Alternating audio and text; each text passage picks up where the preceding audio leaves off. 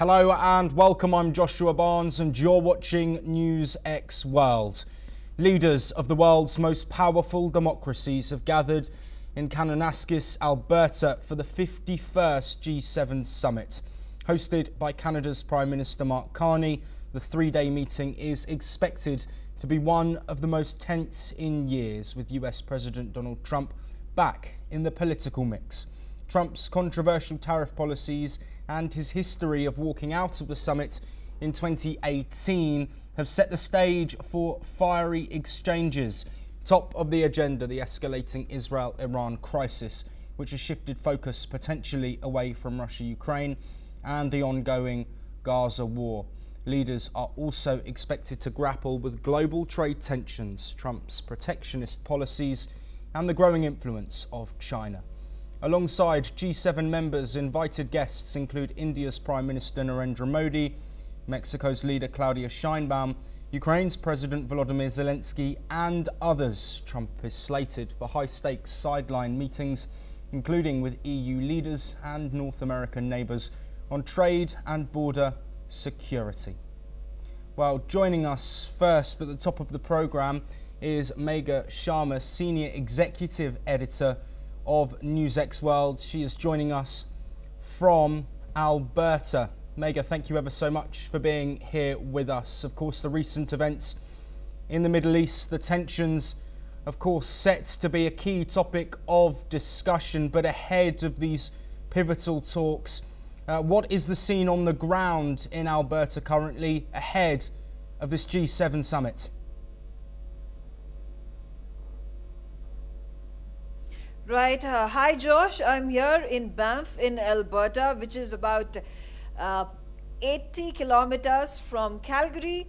And in fact, if we go further down, we are going to reach the venue of the G7 Leaders Summit, which is Kananaskis, where the world leaders are going to be descending 7 of those G7 nations alongside the 6 other invitee nations, including Mexico, Brazil, South Korea, and India, amongst others. Now, it's important to note, as you mentioned, that the G7 Leaders Summit is going to be overshadowed by the conflict that is taking place between Israel and Iran.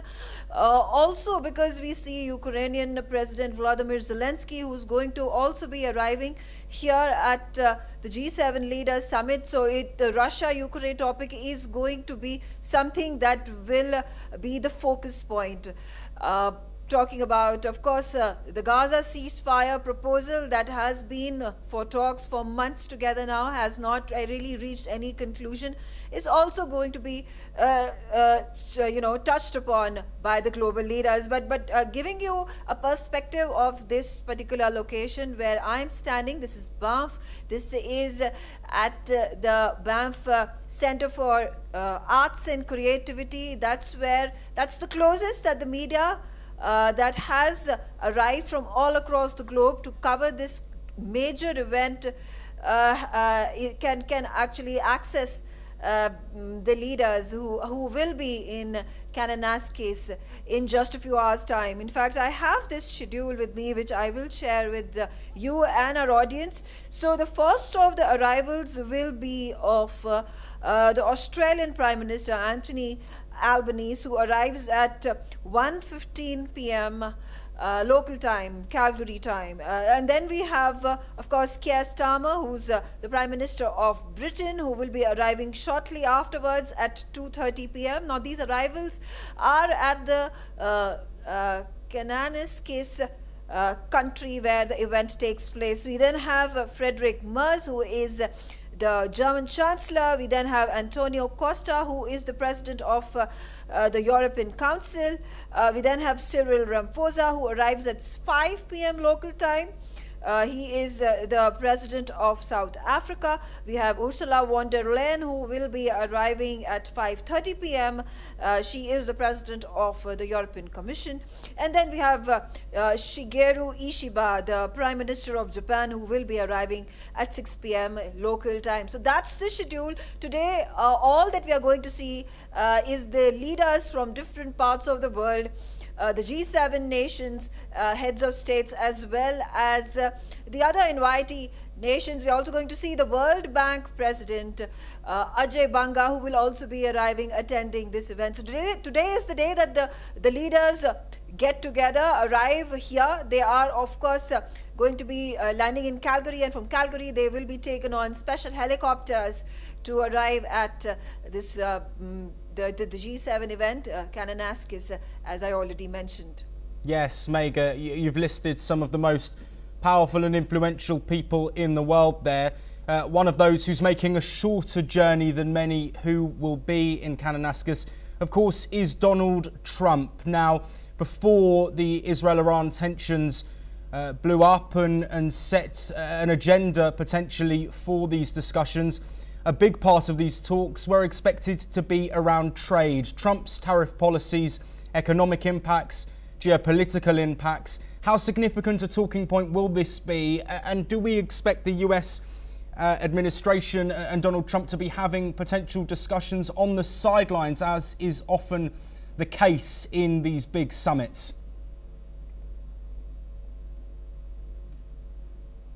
Yes, this summit is extremely important, and all the world leaders that are descending in Alberta today are going to want to have those bilaterals on the sidelines with President Donald Trump, because whether you look at the trade tensions between Canada and United States of America, we take a look at European Union, where right now the tariff pauses are in place.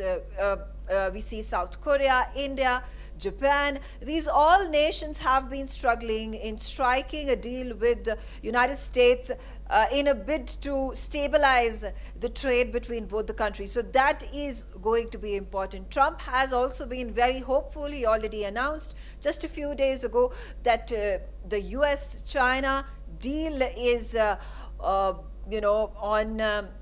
the lines of what the US and President Trump had expected, with regards to the rare minerals being exported by China to US companies, and in return US allowing for Chinese services and products to enter into American territory, as well as allowing Chinese students to study in US universities, which a ban that had been announced by the Trump administration lasted just about 3 to 4 days until the negotiations were struck between both countries.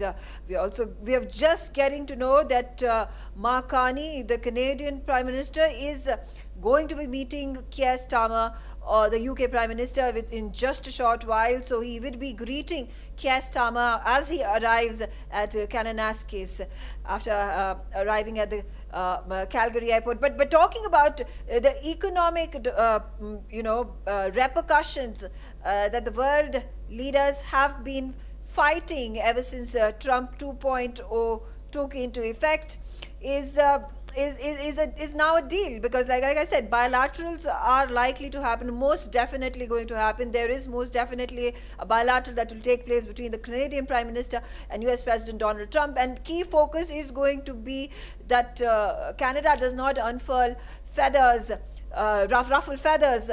And because we saw in 2018 there was quite the showdown. 2018 is when Canada, under the former Prime Minister Justin Trudeau, had held the G7 Leaders Summit. Trump was not happy with the interactions that went with Justin Trudeau and decided to leave the G7 Leaders Summit midway, called Trudeau weak and dishonest.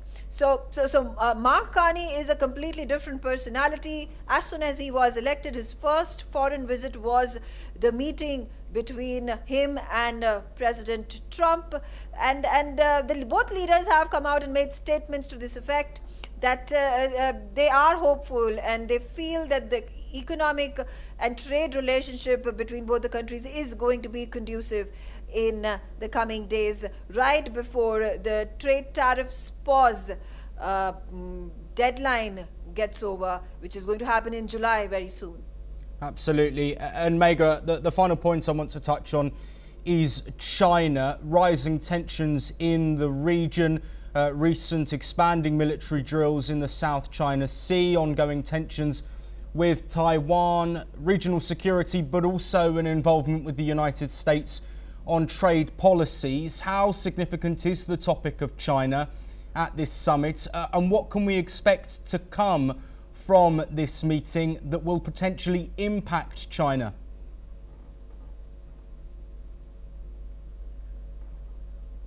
Yeah, so understandably, China has not been invited as an observer nation at the G7 leaders summit. So that obviously sends out a direct message in terms of the sentiment that the G7 nation leaders have with regards to China. It has been a difficult phase that the